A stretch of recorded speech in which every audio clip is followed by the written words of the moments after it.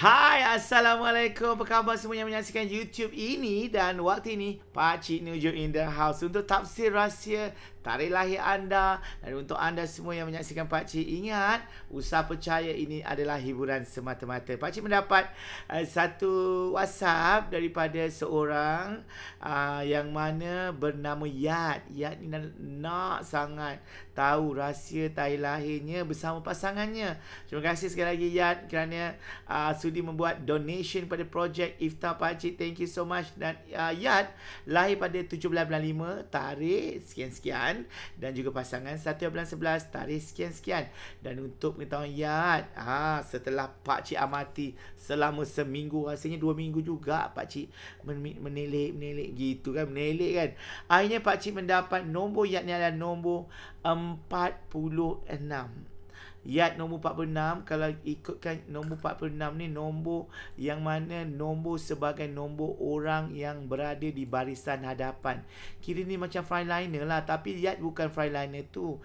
Yat adalah frontliner yang mana menjadi seorang diri. Yat ni adalah seorang yang kalau kat medan perang tu, Yat sanggup membentengkan diri. Membentengkan diri ni sanggup berkorban apa saja demi keluarga, demi orang tersayang, demi anak-anak. Yat sanggup, orang kata demam kena hujan, Yat sanggup benda ni. Inilah orangnya yang rare sekali dengan nombor, iaitu nombor 1, yang mana berciri-cirikan sebagai besi. Orang besi ni orang tahan lasak. Tahan lasak, bukan saja tahan lasak, bijaksana dan berupaya mengkaji dan menganalisa sesuatu perkara itu dengan mendalam. Yat ni sejenis orang yang kalau orang kata tengok cerita ni, cerita bukan cerita kartun je, jenis ceritanya suspense ala-ala detektif Conan tu memang sesuai sangatlah. Sebab Yat dilahirkan sebagai seorang pemimpin. Walaupun Yat wanita, tetapi Yat boleh membimbing keluarga. Dan Pak Cik yakin kalau ada pun anak-anak dan keluarga bersama Yat, Yat yang akan menjadi tulang belakang kepada keluarga Yat.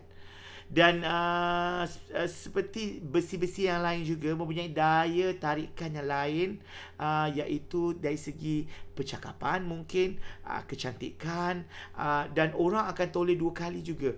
Kerana Yat mempunyai satu kreativiti yang tinggi dengan mencipta aura dan persona untuk diri Yat. Dan Pak Cik yakin ini yang menyebabkan Yat peka kepada trend semasa. Yang mana kalau orang suka K-pop, Yat pun K-pop. Kalau orang suka pakai mask bunga-bunga, Yat pakai mask bunga-bunga, macam tu. Dan Yat jenis seorang yang suka mendalami ilmu, bukannya Yat menunggu ilmu itu datang, dan memiliki ilmu yang sangat tinggi. Kalau ikut kat sini, Yat memang berpeluang yang besar untuk menambah keuntungan. Dan Pak Cik sebenarnya nampak Yat mempunyai tuah di dalam perniagaan. Kalau Yat membuat perniagaan, sudah semestinya orang boleh menumpang tuah perniagaan itu daripada Yat. Dan memang boleh laku. Sebab apa tahu? Ada kreativiti yang luar biasa terhadap diri Yat ni. Yat ni bukan jenis yang perempuan yang meleweh-leweh. Tak boleh lah. Kalau masuk dekat hutan, Yat memang akan boleh survive. Ini orang yang sangat-sangat bagus. Sebab apa? Sebab tidak mengharapkan orang lain, independent. Dan Yat dalam pada puji-puji Pak Cik memuji mencadak ni, Pak Cik melihat juga ada benda-benda yang kontra terhadap diri Yat ni. Yat mungkin ada sedikit rasa pentingkan diri, ada rasa selfish tu memang ada. Sebab apa tahu? Yat rasa sebab Yat ada pengalaman ngeri dulu, ya, mungkin peristiwa lama yang berdarah. Jadi Yat orang kata tak akan bagi muka lagi dah kepada orang-orang macam tu. So Yat jenis yang pentingkan diri untuk kebahagiaan diri dan anak-anak juga keluarga. Tak apa kot kalau macam tu. Kalau penting diri macam tu tak apa. Tapi kalau penting diri, kalau orang kata kalau naik lift main masuk je, tekan tutup, orang nak masuk tak nak, tu bukan Yat lah macam tu. Tapi Pak Cik yakin pentingkan diri Yat ni penting yang berpada untuk keluarga. Sebab Yat ni ada satu perasaan yang sangat-sangat sayang pada family tau. Cuma Yat susah nak dikritik sikit. Pak Cik tak pasti kenapa susah nak dikritik. Walaupun Pak Cik sebenarnya tengok dari segi personality, Yat open mind. minded, tapi sebenarnya sukar untuk dikritik. Kalau dikritik melenting-lenting, lepas tu tak boleh nak terima pendapat orang. Bila orang cakap macam tu, dia balik beta pula, popek macam tu. Jadi Yat akhirnya Yat akan berada pada takut yang sama. Jadi inilah dia. Sebenarnya Yat tak sesuai kerja dengan orang, tak sesuai makan gaji lah. Yat memang seorang yang kena bekerja dengan diri sendiri. Sebab Yat yang menguruskan masa dan sebagainya. Sebab kekuatan Yat ni, Yat sangat positif. Orang lain, perempuan lain meleweh-leweh, kalau kena putus cinta semua leweh-leweh. No, Yat tidak begitu. Yat, yes, kalau you nak tinggalkan I, tak apa, I akan boleh survive. I will survive. Macam tu. Jadi seorang yang teliti dalam satu perkara dan boleh mengambil risiko. Yat dah ambil risiko dah. Risiko yang Yat ambil itu, Yat dah fikir sedalam-dalamnya, dan Yat dah bersedia untuk berdikari. Dan yang paling penting, Yat bercita-cita tinggi. Berbeza dengan pasangan Yat. Itu dia. Suspend kan. Pasangan Yat iaitu nombor, tadi Yat nombor 46. Nombor pasangan Yat 36. Yat mempunyai minat yang sama. Boleh collaborate. Yat boleh collaborate dengan dia. Cuma kalau ikutkan nombor Yat tu, Yat lebih sedikit daripada dia. Dari segi kepintaran, Yat lebih sedikit. Dia di bawah. Dia selalu dengar cakap Yat. Dan kalau ikut sini, dia adalah, kalau Yat ni ada agak sempit sedikit untuk dengar orang lain bercerita, orang lain punya komen. Tapi dia sangat optimis, sangat berfikiran terbuka. Suka kelihatan cantik atau handsome atau bergaya, beradab, pintar dan suka kepada persekitaran. Boleh menyesuaikan diri dalam apa sahaja bentuk persekitaran. Kalau dia pergi ke majlis kenduri, dia boleh bercakap dengan orang miskin, orang kaya, orang tak kaya, orang tengah-tengah, dia boleh. Sebab dia boleh berkawan dengan semua orang. Dia memang boleh menukarkan telur dia ke China, India, orang putih, semua. Dia sangat fleksibel. Dan konsep dia ni, perangai dia ni, dia menghiburkan orang.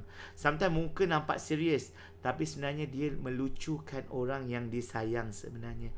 Ada benda yang tidak berapa nice tentang dia, iaitu kalau dia jadi bos, dia tidak akan mengambil berat yang terlalu tinggi kepada orang bawahan dia. Ini satu ketua yang sangat-sangat orang tak suka, yang menyebabkan orang mengumpat di belakang dia. Orang akan mengata dia, bos tak guna, kedek dan sebagainya. Semua akan kena kat dia. Sebab dia beremosi kadang-kadang tak menentu. Mood dia, mood ke laut kadang-kadang. Bila Yat mood ke laut, dia okey. Bila dia okey, Yat pula mood ke laut. Bila Yat mood ke laut, dia okey. Bila dia tak okey, Yat okey pula. Korang saling memerlukan. Dan sebenarnya kalau korang bersatu, ada insan lain yang akan tarik muka, yang akan tersentuh kalau korang bersatu. Itu yang pakcik nampak ya. Jadi kena betul-betul menarik rambut di dalam tepung supaya rambut tak putus, tepung tak berselerak. Sebab kemungkinan besar akan kehilangan seseorang yang betul-betul antara korang berdua yang istimewa ya. Jadi kena betul-betul lah, kena perancangan, kena betul-betul. Yang penting happy ya. Sebab pasangan Yat ni mudah mengikut perasaan. Dia kadang-kadang gembira, kadang-kadang tertekan, kadang-kadang stres, kadang-kadang murung, kadang-kadang buat muka marah kadang macam-macam lah. Kadang dia ni jenis yang suka yang benda-benda yang gaib-gaib pun kadang dia suka juga, benda-benda mistik, benda-benda yang macam ong ni, dia percaya sangat benda-benda macam tu. So Yat kena ada petunjuk kepada dia. Yat sebenarnya yang memimpin keluarga, bukannya pasangan. Walaupun pasangan itu sebaya, pakcik lihat sebaya, tapi pasangan tu Yat jauh lebih matang dari segi pengalaman dan matang dari segi apa saja tindak tanduk Yat. So Yat dengan dia memang boleh match. Sebab nombor yang sama, iaitu hujung, iaitu nombor 6, 46 dan 36. Cuma kadang-kadang dia perlu dibimbing. Ini first time pakcik tengok lelaki dibimbing. Apa salahnya dibimbing? Kan? Apa-apa pun, walaupun dia kepunyaan orang, tetapi Yat cuba. Sebab jodoh itu bukan terletak pada tangan manusia. Jodoh itu di tangan Allah. Kita berserah saja. Cuba Yat untuk first move. Kalau Yat tak first move sampai bila-bila, Yat tak akan bersatu dengan dia. Kalau Yat sayang kat dia, Yat nak bersatu dengan dia, nak kahwin dengan dia, cakap je, darling, jom kahwin. Settle habis cerita. So itu dia. So apa-apa Yat, terima kasih Yat. All the best untuk Yat yang Pakcik fikir boleh berniaga, boleh bimbing, sebab tuah Yat dalam perniagaan tu ada meraut keuntungan yang banyak berbanding dengan orang kata pasangan yang agak menumpang kepada harapkan personality, harapkan orang lain. Dia bergantung harap ibarat payung, sebab dia adalah elemen api. Elemen api ini adalah kadang-kadang diguna, ada orang tak guna. Jadi Yat sebenarnya nombor yang menjadi leader kepada tulang belakang. Yat yang memulakan segala-galanya. Awas Yat, jangan terlalu emosional dalam berkata-kata. Berkata dengan bijak, bersantun dalam perkataan.